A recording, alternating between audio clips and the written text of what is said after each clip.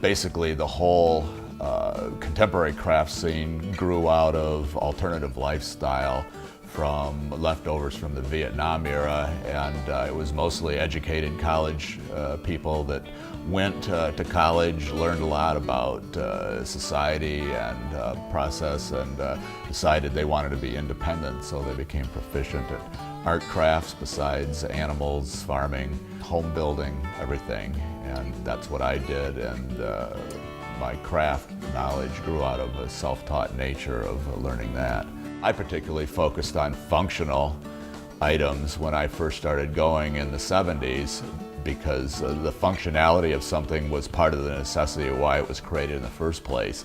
That necessity and functionality carried on into the sort of hearts and minds of the general populace for a number of years, and it became a driving interest in why they came to craft shows, why they wanted handmade, why they wanted made in America, and why they wanted to know the people that made the objects. Almost all my looms are Cranbrook looms. These were designed and built for the Cranbrook Art Academy in Detroit back at the turn of the century. These are really durable looms. They're made for heavy-duty weaving, and they're perfect for what I do. They're not fancy, they're not highly technical, they're just a basic loom that's very durable, lasts forever. But basically, you get a shed here, which allows you to open the yarn and insert. This could be yarn being inserted here. Instead, I'm inserting this piece of wood because it's time for it to go in.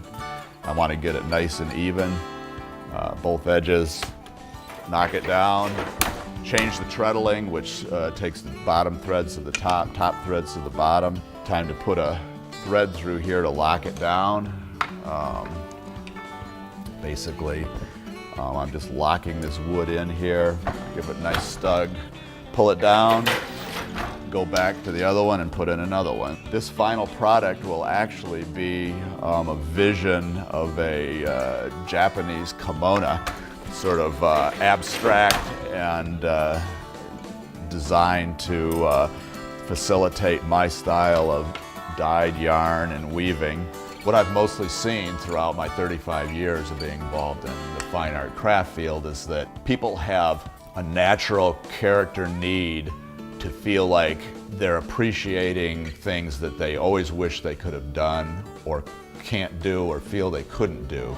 I think when you look at somebody's history of accomplishment in this field, from the very rudimentary beginnings to where they are now, it tells everybody that you can do it yourself and that you just got to start somewhere and continue working and go with your energies, go with your inspirations, and go with what you always hoped you could do but always put off.